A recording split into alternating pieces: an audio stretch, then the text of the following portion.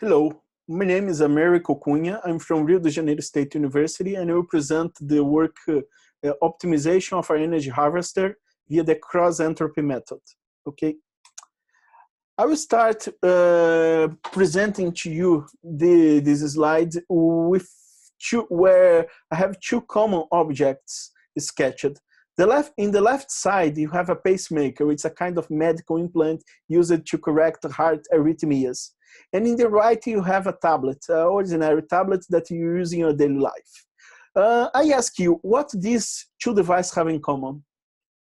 And if you think a little bit, the answer is very obvious. Both of them need energy, okay? But not energy in a conventional way. They need, due to their peculiarities, they need autonomous source of energy, okay?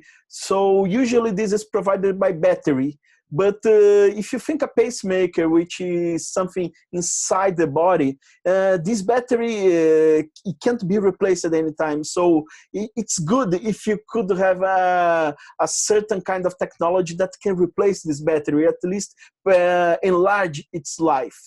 So energy harvesting is a kind of technology that emerged to answer this kind of question, to solve this kind of problem, okay? In energy harvesting, you have some sources of energy. You have energy available for free that come from some sources like light, wind, vibration, chemical potentials, gradient of temperature, and you wanted to use a primary dispositive called the harvester to capture this energy and store it in a secondary device, which is a kind of battery or capacitor, and then you use this stored energy to your application, okay?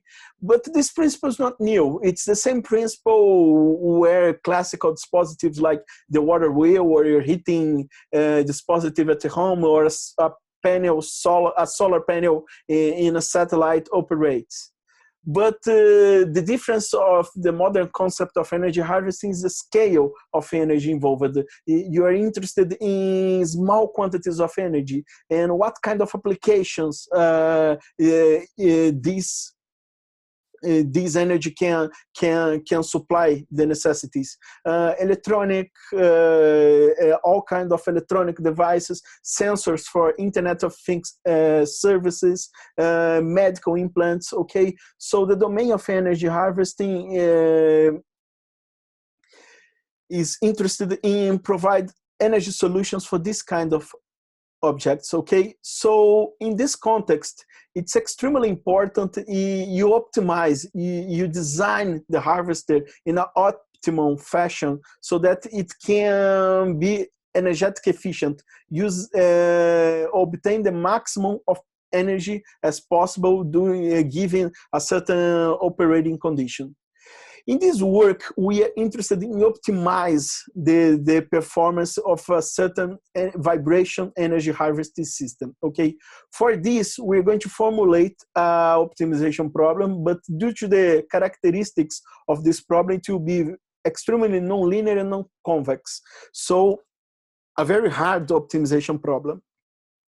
And to attack this problem, we decided to use a meteoristic method called the cross-entropy method, okay, which is a very powerful technique, very general, that can provide good results in some settings where it's not possible to use gradient-based methods. The system we are interested in here is sketched in this slide. You can see in the left schematic of the physical system. It's a rigid base, okay, and this rigid base moves. It has it moves according to a certain periodic external signal which excites the structure, and attached to this rigid base you have a pair of magnets in the bottom, and you have a deformable beam made of ferromagnetic material in the top. Attached to the upper part of this beam, you have a piezoelectric transductor made of a pair of piezoelectric material, okay? And this piezoelectric material convert mechanical energy into electric potential. And this electric potential is dissipated in that resistor that you can see in the top. So this is a prototype of vibration energy harvester, okay? It's nonlinear because of the large amplitude movements induced by the pair of magnets. The pair of magnets induce large amplitude vibrations, okay? And this induce geometric nonlinearities in the mechanical part of the system. Okay, the dynamics of the system is well described by this pair of ordinary differential equations that you can see here. The mechanical equation at the top and the electrical equation at the bottom, and they are coupled. You can see that in the mechanical equation, you have a term that depends on the voltage, and in the electrical equation, you can see a term that depends on the velocity. From this dynamical system, the main quantity we are interested to compute is the mean output power, which is an integral over a certain interval of time of the square of the square of the voltage. Okay, this is the quantity we are interested in maximize here. Okay, the output power. So we will look for configurations of this system, okay, that can maximize this output power. In other words, we will try to perform an optimal design, trying to optimize this quantity. Typically, this harvester respond to an external stimulus in the two ways you can see here. In the left, you have a typical periodic response, okay, with regular characteristics, and in the right, you have a typical aperiodic response, okay, which is typical of chaotic vibration regimes. Both signals, in both signals, you have a significant amount of energy available because they are associated to large amplitude movements. But for purpose of applications, of direct application, direct use of the energy content of the signal, the left one is much better than the right one because the right one is irregular and you can't apply directly. You can't use this directly. You need to spend extra energy to rectify this signal, okay, to regularize it. And so it's good if we could obtain that response directly from the harvester. So we will need to classify the response of the system according to regular or chaotic dynamics. For this purpose, we're going to use the 0-1 test for chaos, okay? In a nutshell, this is a binary classifier obtained from a time series from an observation of the dynamical system of interest. Here you can think that 0-1 test as a black box where enter a time series and you have as an output a classifier which returns 0 for regular dynamics and 1 for chaotic dynamics. This black box manipulate, do a sequence of transformations in the time series in order to embed in this binary classifier a number that indicates the nature of that time series that entered in the black box, okay? You can see here a contour map obtained with 0-1 test for chaos. You have in white regular, the white represents a regular response and black a chaotic response. And you can see this as function of the excitation amplitude in the horizontal axis and excitation frequency in the vertical axis. Okay, you see in principle that in this window observed the chaotic responses are more common. But you have a significant area covered by regular responses.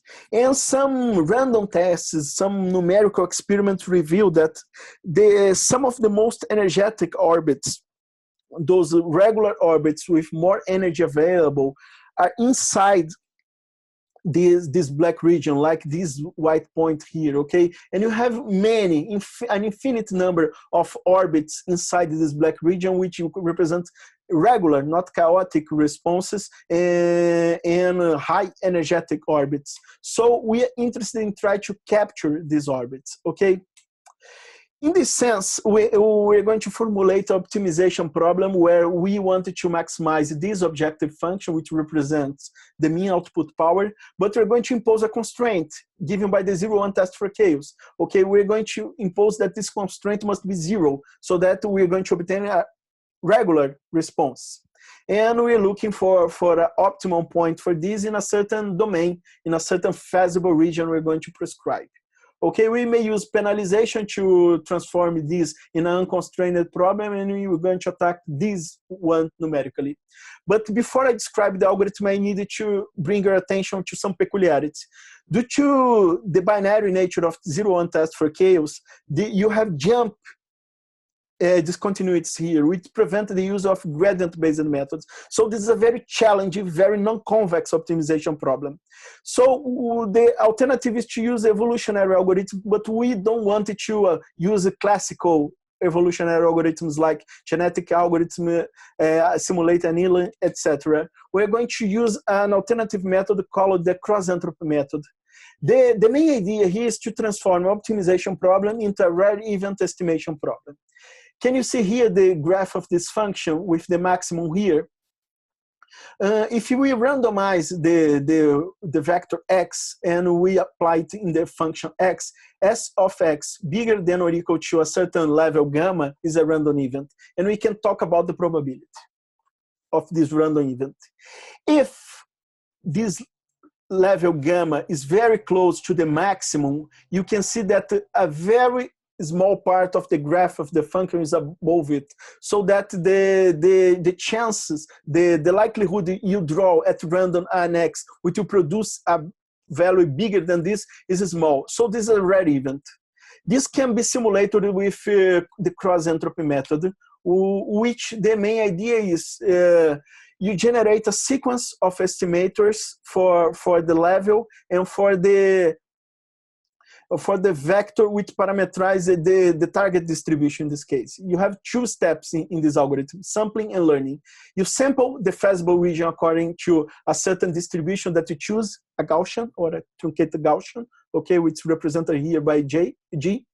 And you update this distribution according to a certain criterion, a certain optimum criterion, which you try to shape this Gaussian into a delta function centered at the solution. So you're going to, at step, you modify the Gaussian so that it will converge to a delta centered in the solution.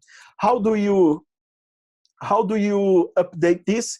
So in the beginning, you draw some samples according to the given distribution. You solve the objective function for each one of these samples. You have this set of numbers here.